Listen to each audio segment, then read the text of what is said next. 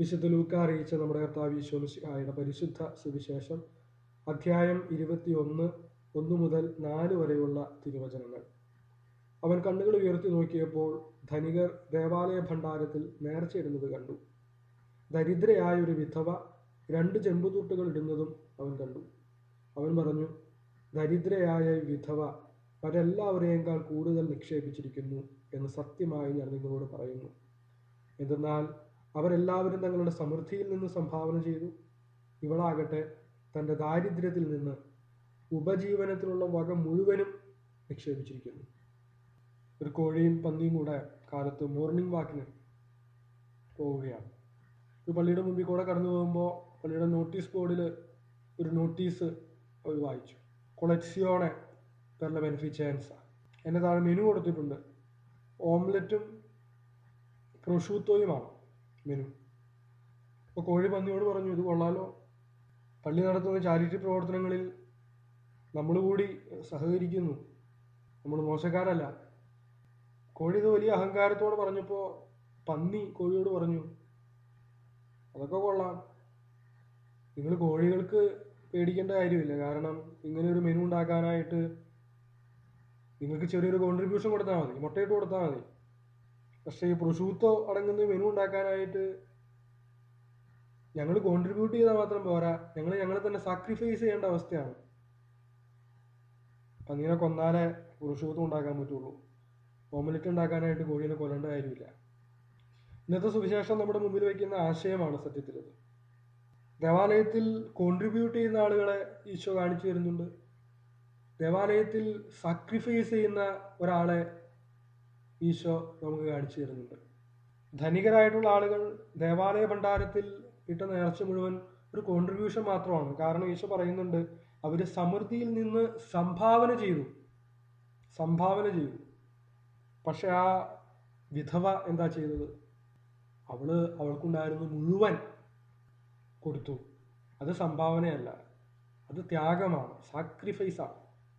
നമ്മുടെ സമൂഹത്തിലേക്ക് നോക്കിയാൽ 3 തരത്തിലുള്ള ആളുകൾക്കാണ് സാധ്യത. ഒന്നും കൊടുക്കാത്ത ആൾക്കാർ, എന്തോരം ഉണ്ടായാലും ഒന്നും കൊടുക്കില്ല. പ്രത്യേകിച്ച് പള്ളിയുടെ ആവശ്യങ്ങളാണ് എന്നൊക്കെ പറഞ്ഞു കഴിഞ്ഞാൽ അതിന് മനസ്സിൽ പോലും കാണാത്ത വ്യാഖ്യാനങ്ങൾ നൽകി കൊടുക്കാതിരിക്കുകയും കൊടുക്കാൻ താല്പര്യപ്പെടുന്നവരെ അതിൽ നിന്ന് പിന്തിരിപ്പിക്കുകയും ചെയ്യുന്ന ആളുകളുണ്ട്. വേറെ ഒരുപാട് കാര്യങ്ങൾക്ക് പൈസ ചിലവാക്കാൻ മടിയില്ലാത്ത ആൾക്കാരാണ്. പക്ഷെ പള്ളിയിൽ നടത്തുന്ന ഒരു ചാരിറ്റി പ്രവൃത്തിക്ക് വേണ്ടിയിട്ടോ ഇനി പള്ളിയുടെ കാര്യങ്ങൾ നടത്താനോ 5 പൈസ കൊടുക്കാത്ത ആളുകളുണ്ട്. രണ്ടാമത്തെ സാധ്യത ഈ കോൺട്രിബ്യൂഷൻ നടത്തുന്നവരുണ്ട്. സമൃദ്ധിയിൽ നിന്ന് കുറച്ചൊക്കെ കൊടുക്കുന്ന ആൾക്കാർ. പല കാരണങ്ങളുണ്ടാവും കൊടുക്കാനായിട്ട്. ഈ ധനികരെ ദേവാലയ ഭണ്ഡാരത്തിൽ നിക്ഷേപിക്കുന്നത് പോലെ സമൃദ്ധിയിൽ നിന്ന് സംഭാവന ചെയ്യുന്ന ആളുകൾ. മൂന്നാമത്തെ ഒരു സാധ്യത ഉള്ളത് മുഴുവൻ കൊടുക്കുന്ന ആളുകൾ, ഈ വിധവയെ പോലെ. നമ്മുടെ സമൂഹത്തിലൊക്കെ നോക്കിയാൽ ഏറ്റവും കൂടുതലായിട്ട് കാണാൻ സാധിക്കുക ഈ കോൺട്രിബ്യൂട്ട് ചെയ്യുന്ന ആളുകളെയാണ്. പക്ഷെ നമ്മുടെ ഈ സമൂഹത്തിൽ പലപ്പോഴും അതുപോലും വളരെ കുറവായിട്ട് കാണുന്നുണ്ട്. ഒന്നും കൊടുക്കാനായിട്ട് താല്പര്യപ്പെടാത്ത ഒരുപാട് ആളുകൾ നമ്മുടെ സമൂഹത്തിൽ ഉള്ളതായിട്ട് തോന്നുന്നുണ്ട്. ഇന്ന് ഈശോ നമ്മെ ക്ഷണിക്കുന്നത്, നമ്മൾ ഒന്നും കൊടുക്കാത്തവരാണെങ്കിൽ സംഭാവനയായിട്ടെങ്കിലും കൊടുക്കുന്ന ആളുകളായി മാറാൻ. നമ്മൾ കോൺട്രിബ്യൂട്ട് ചെയ്യുന്ന, സംഭാവന ചെയ്യുന്ന ആളുകളാണെന്നുണ്ടെങ്കിൽ ത്യാഗപൂർണമായ ഒരു മനസ്സോടുകൂടി നൽകുന്നവരായി മാറാൻ, വിധവയെ പോലെ. ആ ഒരു ക്ഷണമാണ് ഈശോ നമ്മുടെ മുമ്പിലേക്ക് ഇന്നത്തെ സുവിശേഷം വഴി വയ്ക്കുക.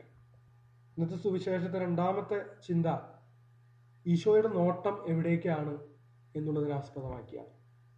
ഈശോ ഭണ്ഡാരത്തിൻ്റെ തൊട്ടടുത്തിരുന്നുകൊണ്ട് നോക്കുകയാണ് ആളുകൾ കാണിക്കുന്നത്.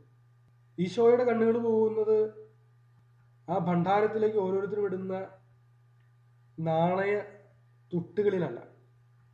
ഈശോയുടെ കണ്ണുകൾ പോകുന്നത് ഇനിയും എന്തോരം പൈസ അവൻ്റെ പോക്കറ്റിൽ ബാക്കിയുണ്ട്, അവൻ്റെ പേഴ്സിൽ ബാക്കിയുണ്ട്, അവിടേക്കാണ് ഈശോ ശ്രദ്ധിക്കുന്നത്. സ്നേഹമുള്ളവർ, ഇത് സമ്പത്തിൻ്റെ കാര്യം മാത്രമല്ല. നമ്മൾ ഓരോ കാര്യങ്ങൾ സംസാരിക്കുമ്പോൾ, നമ്മൾ മറ്റുള്ളവരെ പറ്റി നന്മ സംസാരിക്കുമ്പോഴൊക്കെ ഈശോ നോക്കുന്നത് നമ്മുടെ വാക്കുകൾ, നമ്മൾ പറയുന്ന നല്ല വാക്കുകൾ മാത്രമല്ല. ഈശോ കാണുന്നത് ആ വാക്കുകൾ വരുന്ന ഇടമാണ്. ആ വാക്കുകൾ വരുന്നത് ഹൃദയത്തിൽ നിന്നാണ്. ഈശോ ശ്രദ്ധിക്കുന്നത് ആ ഹൃദയത്തിൻ്റെ അവസ്ഥയാണ്. ഞാനീ പറയുന്ന വാക്കുകൾ, ഞാനീ പറയുന്ന നല്ല കാര്യങ്ങൾ, അത് ഏത് ഉദ്ദേശത്തോടു കൂടിയാണ് ഞാൻ പറയുന്നത്, ഈശോ അതാണ് ശ്രദ്ധിക്കുന്നത്. നമുക്ക് നല്ല വാക്കുകൾ മോശം ഇൻറ്റൻഷനോട് കൂടിയിട്ട് പറയാനായിട്ട് പറ്റും. നല്ല വാക്കുകൾ നല്ല ഉദ്ദേശത്തോടു കൂടിയും പറയാനായിട്ട് പറ്റും. പക്ഷെ ഈശോ ശ്രദ്ധിക്കുന്നുണ്ട് ഞാൻ ഏത് ഉദ്ദേശത്തോടു കൂടിയാണ്, ഏത് ഇൻറ്റൻഷനോട് കൂടിയാണ് ഈ ഓരോ വാക്കും പറഞ്ഞത്. ഇതെല്ലാ കാര്യങ്ങളിലും നമ്മൾ പുറത്ത് കാണിക്കുന്ന ഒരുപാട് കാര്യങ്ങളുണ്ട്. ഞാനിടുന്ന നാണയത്തൊട്ടുകൾ എല്ലാവർക്കും കാണാൻ പറ്റുന്ന കാര്യമാണ്.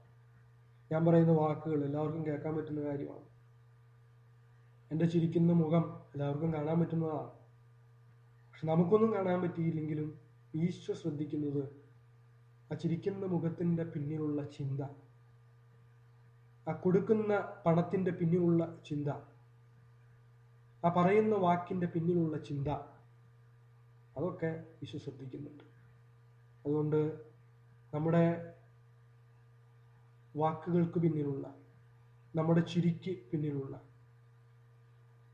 നമ്മുടെ കൊടുക്കലുകളുടെ പിന്നിലുള്ള ചിന്തകളെ വിശുദ്ധീകരിക്കാനായി ആത്മാർത്ഥമായിട്ട് നമുക്ക് പരിശ്രമിക്കാം. സുവിശേഷം നമ്മുടെ മുമ്പിലേക്ക് വയ്ക്കുന്ന ഈ 2 ക്ഷണങ്ങൾ, വെല്ലുവിളികൾ ധൈര്യപൂർവ്വം ഏറ്റെടുക്കാനായിട്ട് നമുക്ക് ശ്രമിക്കാം.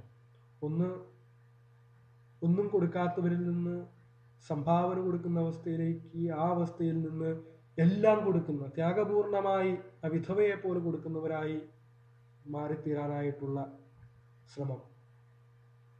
2, നമ്മുടെ ചിരിയുടെ പിന്നിലുള്ള, നമ്മുടെ നല്ല വാക്കുകൾക്ക് പിന്നിലുള്ള, നമ്മുടെ ദാനങ്ങൾക്ക് പിന്നിലുള്ള ചിന്തകളെ വിശുദ്ധീകരിക്കാനായിട്ടുള്ള ശ്രമങ്ങൾ.